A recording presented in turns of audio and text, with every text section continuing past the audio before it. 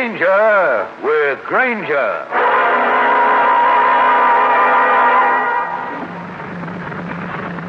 That's the spot across the street, Cole. Okay. I cased the place for a week. The old watchman goes out to a saloon the same time every night. Stays away about half an hour. Right. The guy will be in there alone. The stuff is in the safe over in the corner. The safe is open. Okay, now get going. And don't flub it, you hear?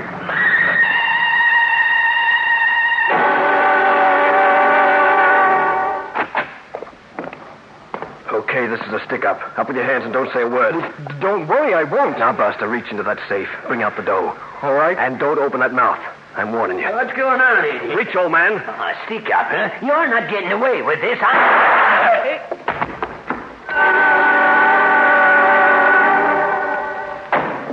You flubbed it, didn't you? You couldn't help pulling that trigger. It was your fault. You said there was only one guy in there. Another one came sneaking up the back. The old man wearing a gray suit? Yeah. The watch. He must have come back early. Hey, this isn't good. Okay, mister, you set up this thing. It was going to be a pushover. Now I'm mixed up in a murder rap. Forget it. Forget a murder rap? Think I'm nuts? Don't get so excited. I'll take care of it. Yeah, how? Cole, you're going to have an alibi. A perfect alibi. This is Steve Granger, private detective, with a story about a carefully organized alibi which blew up right in the organizers' faces. In just a minute, I'll take you back to one of my most interesting cases.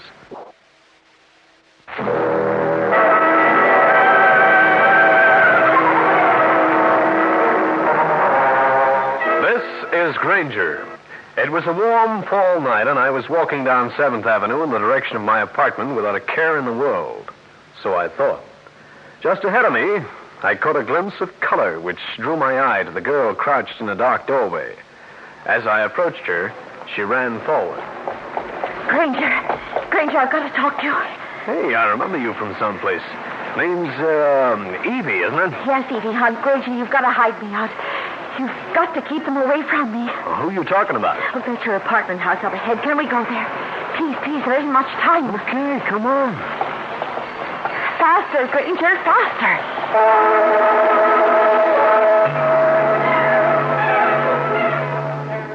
As I walked along the corridor towards my apartment, I looked at Evie Hunt. I met her some time back at a party. Remembered that she was a professional model. As I opened the door, I wondered what the caper was all about. All right, Evie. Now, who's after you? Pull down the blinds first. Somebody can see in. You're as shaky as a fat man in a reducing machine. Suppose you explain this deal.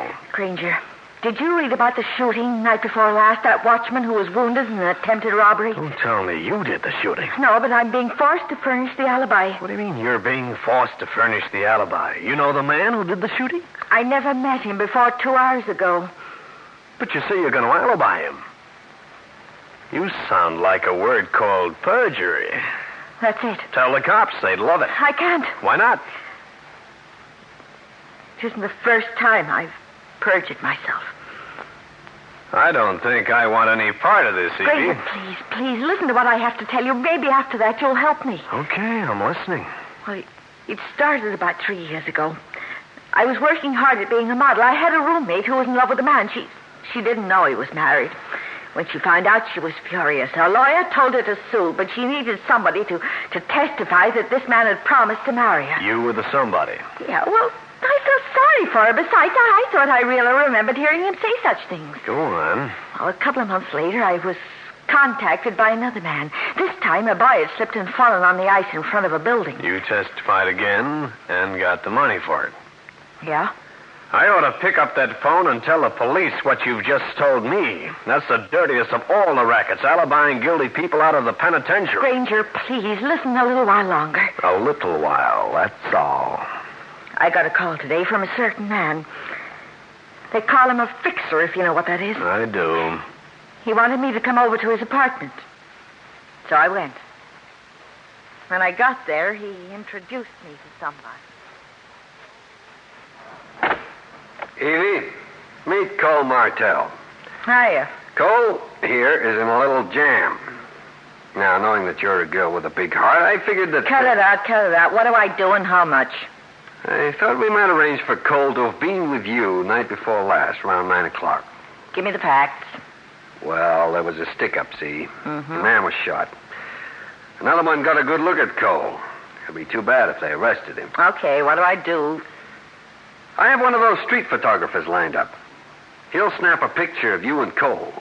He'll date it the afternoon of the night the shooting took place.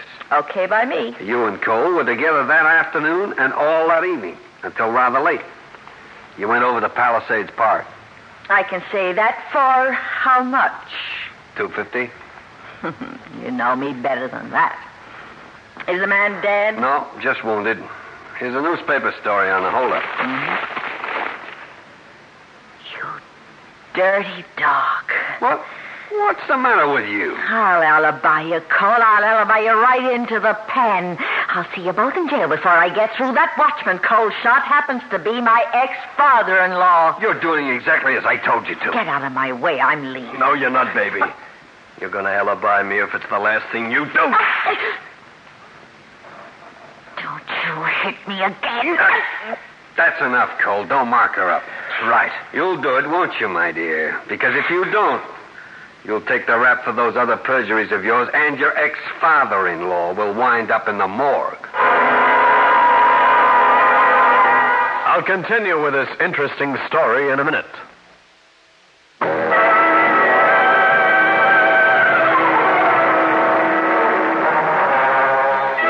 That was the story that Evie Hunt told me. The story that had brought her to me for protection. But I'm afraid I wasn't in any mood to give it to her. So that's it, Granger, and I'm not very proud of the story. The photographer met us and took the picture, and then I got scared and I came to you. This watchman, you said he was your ex-father-in-law. How do you mean, ex? My husband died all overseas. After that, I guess I thought it went to pieces. Well, if I were you, I'd go to the police headquarters and tell my story. Well, if I do, they'll kill the old man. I'll go to the pen. I'll have done nobody no good. Except wreck the fixture. Who is he? Alvin Julius.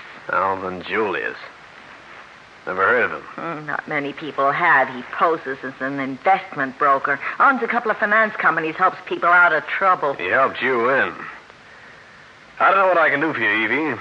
If I tried to assist you, I'd be aiding and abetting perjury. Oh, Granger, for the love of heaven, give me a break. I'm giving you a break right now by not calling the cops and telling them the story. I'm going to give you another one. Thanks.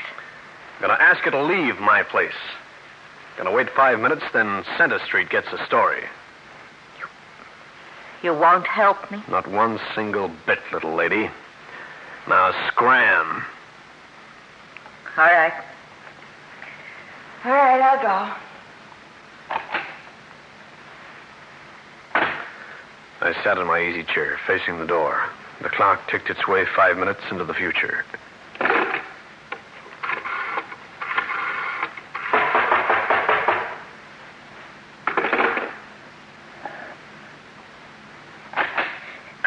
Granger, they're outside. They're waiting for me. So what? They'll beat me up again. They'll force me to go on to that witness stand and tell more lies. Should I lose any sleep over that? I want you around here as much as an army of termites. No, please.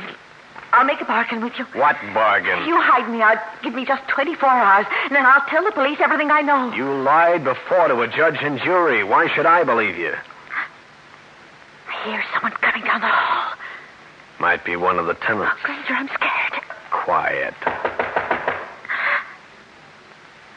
What are you going to do? Nothing.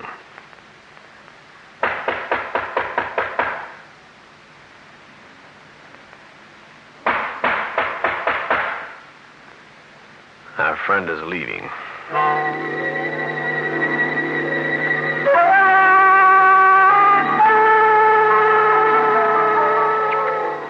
I moved to the window and opened the blinds, making certain I wouldn't be seen from the street.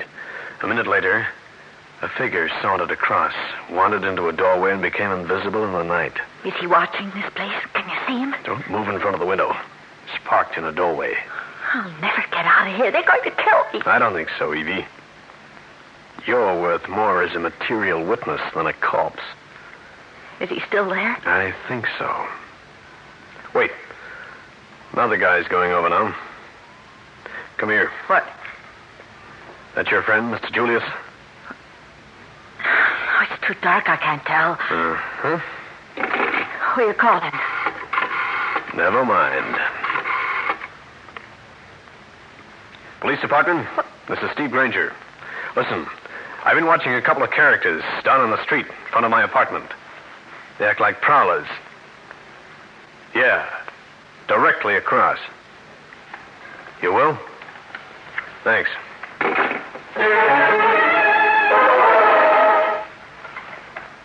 Granger, they're standing out in the light now. I recognize Cole Martell. Which one is Martell? The shorter one on the left. They're starting across the street.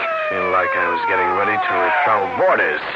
Uh-oh, the boys in blue must have been right in the neighborhood. The police, they're talking to the two men. Listen, you're getting out of here. There's a stairway down the back way. The door is bolted. Open it, go down the alley, and start running. But Granger, Go to the Rex Hotel on East 41st Street. The night clerk's name is Nick Brown. Tell him I said for him to hide you out. Use the name Ann Gray. That'll be easy for you to remember. Now, why can't I just hide up here? Those cops will be at this door in 5 minutes. Would you like to answer a lot of embarrassing questions now? Would you like to wait until I take you to the clink personally?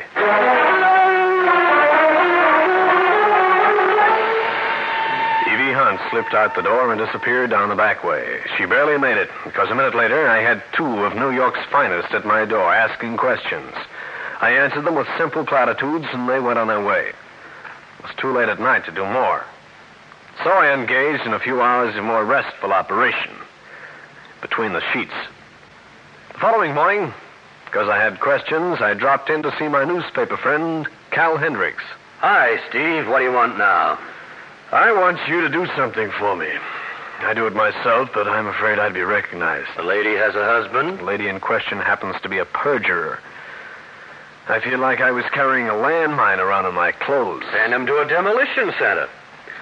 What about this lady liar? There's a guy named Alvin Julius. There's his address. He's supposed to be an investment broker, but according to this girl, he placed alibis for our criminal citizens. The word is fixer. Precisely.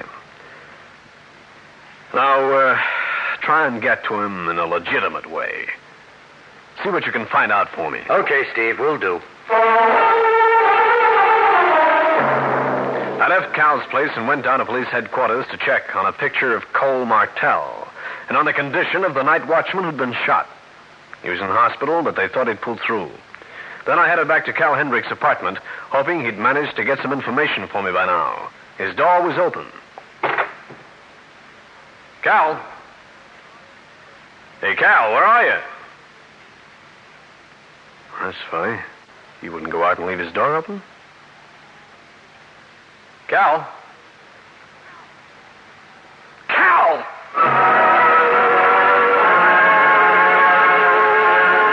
I saw him. He was lying just beyond the door to his bedroom, and he was horribly still. And suddenly I was angrier than I'd ever been in my life. Whoever did this was going to pay with interest. In just a moment, I'll bring you the climax of the case.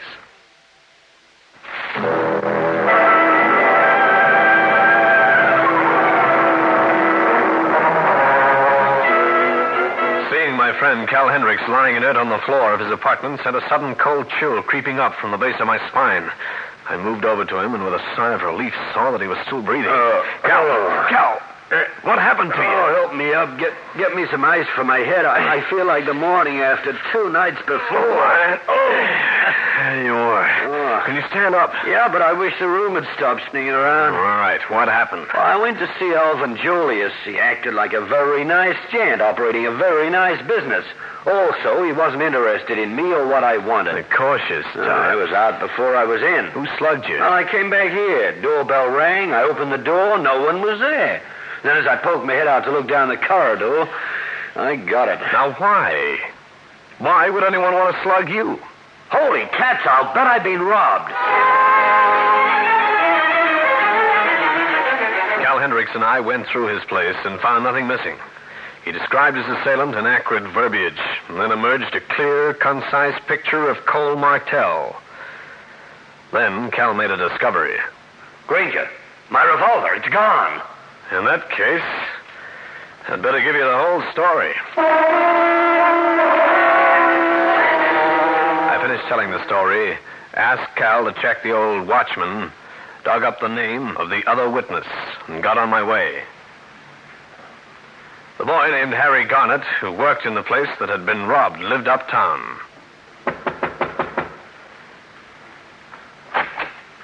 Yeah? I'm Steve Granger. I'd like to ask you a couple of questions about that holdup the other night. Were you a police officer? I'm a private investigator. Now, could you describe the man who shot the old watchman? Well, Remember anything about the way he was dressed? well, no, not exactly. Didn't you give a description to the police after you called them? Why, yeah. You're a little vague today, aren't you? Well, gee, Granger, I just don't remember. The boy looked badly scared. I began to wonder why. After thanking him, I got on the phone to Lieutenant Jake Rankin at headquarters. Sure, we got a witness come shoe. The man who stole Martell around to the place. And there's that boy, Harry Garnett. He got a good look at him, too. I wouldn't be too sure. I just talked to Garnett. So? His description is vaguer than a politician's alibi. I hung up on the headquarters man and beat it up to my office. I wanted in some way to get the name of the photographer who'd taken the picture of Evie and Cole, which was to be a large part of his alibi. I called the Rex Hotel where Evie was hiding out. Hello? Evie, this is Granger. Anybody bother you? No. When you told me about Julius and Cole, Julius said something about a sidewalk photographer. Know his name? Oh, now, let me think. It was something like Bamford. Bamford. Yeah, I think so. What firm, do you know? No, I don't. Too bad. Hey, pal. See you later, kid. You want me, mister? You the private eye? Suppose I am. My girl got herself lost. I kind of want her back. You tried the police? I don't think the police could help me. But I could. If there was enough money in it for you. Keep saying words. I don't even have to mention this girl's name. You know her. I don't think I do. Would 500 be enough? You're buying me off, eh, Cole? I don't know what you're talking about. You liar. You're the guy who shot that watchman. You're the guy who slapped Evie Hunt around. Take your hands off me. You followed her to my apartment. You and your pal was staked out around the place. Let go.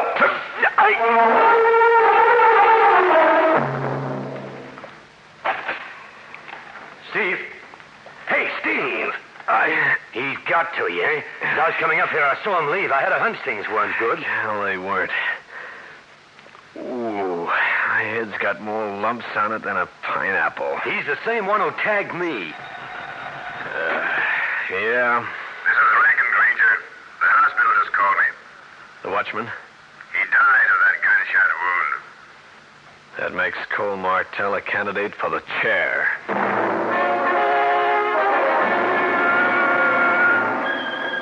Cal Hendrix and I went to work, checking street photographers. After an hour of this, we located an outfit that employed a man named Bamford. His boss told me that Bamford didn't show up for the work this morning. That I don't like. Well, this is his door.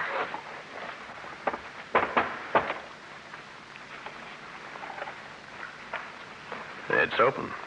Looks phony. I know. I'll slam the door all the way open. All right. Nobody home, I guess. Shades are pulled down. Let's find a light. You're wrong, Cal. There is somebody home. But permanently. Look. We get nothing from him. He's deader than yesterday's news. Let's see. You going through him? Sure. Here's his wallet. Driver's license. This is Bamford, all right. Better notify homicide. Well, there's the gun that must have done the job. Uh-uh. What's wrong now? Don't you recognize it? Why, the dirty, double-dealing crook. He used my gun. Cal Hendrix notified headquarters. We hung around and told what we knew, which was a little less than -0. I had an idea. and put it into execution.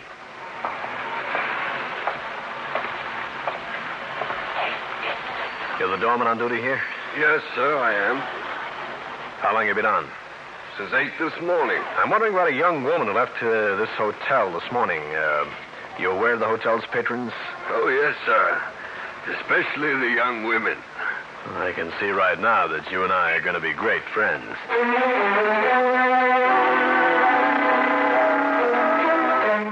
The doorman had an eye for the girls, particularly the one I had in mind, Evie Hunt. He'd seen her come out of the hotel with a man whose description was that of Cole Martell.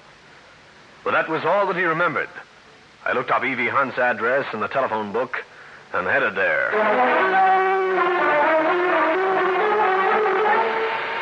People in her building said she hadn't been around for a day or two. I went up to her floor and investigated personally. This was it. A one-room apartment. You could have stuck into a packing crate and had room left over. It was a typical girl's apartment containing a lot of distaff disarray that afforded me nothing in the way of information. I closed the door behind me and went back downstairs. I was walking towards the front door of the building when I saw him. Him referring in definite terms to a witness named Harry Garnett. He was pushing an announcer button, and by straining myself all out, it wasn't too hard to see it was the button under the name Evie Hunt. When he left, I followed him. When he arrived at his destination, I noted it, sprinted for a phone, and made a date with Cal Hendrix. How come you didn't call Rankin down at headquarters, or are you under the impression that the police department isn't interested? I thought of that, Cal. Then I thought of the way that Cole Martell slugged you. Oh, yeah. And took away your revolver. Oh, what are we waiting for? Cal, I don't know what this caper is, but I have a pretty good idea. Glad you do. Some kind of payoff going to take place. Just where are we, if you don't mind releasing that bit of news? Treading down the corridor towards Alvin Julius's apartment. Oh. And here we are. Just before we go in, let's press an ear to the door. Oh, you're really gone berserk. First you shoot the old what? I had to. And then you slug that reporter and finally go up to Granger's office and get rough with him. The only smart person around here is Harry. Oh, yeah? He did what he was told and kept his mouth shut. I'm afraid you're of no more use to us, Cole. Hey, Harry, put down a gun. And you might as well get rid of her, too, Harry. Come on, Cal, in we go. Hold it, Julius. You too, Harry. Where did you come from? See it. Look, on the floor. Sure, that's Evie Hunt. She was the real leader. She was going to use me as a blind when Julius and Harry decided to get rid of her. See, look out.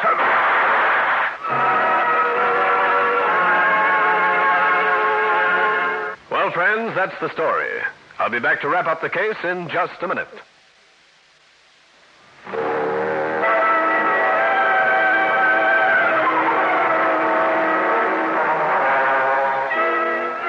Harry Garnett tried a quick shot, but he must have been nervous. It went wide, and I got him in the arm. Cal Hendrix stood by while I called Rankin at headquarters. Even after Julius and Harry Garnett blurted out their confessions, he was still in a mental haze. I escorted him back to his place. Steve, I don't get it. I thought Evie Hunt came to you for help. Sure she did. Uh-huh. She'd pleaded that she didn't want to testify for Cole. And for a good reason. Oh, I don't get it. Well, the leader was Evie Hunt, not Alvin Julius. But Julius and Garnett were ready to take over, so she saw a good chance to get rid of him. But she'd have to take the rap for perjury. Well, what's a year or two compared to life? Or the chair? Oh, I don't know, Steve. Aren't there any more nice girls around? Pardon me, Cal. Hey, what are you doing now? Calling a nice girl.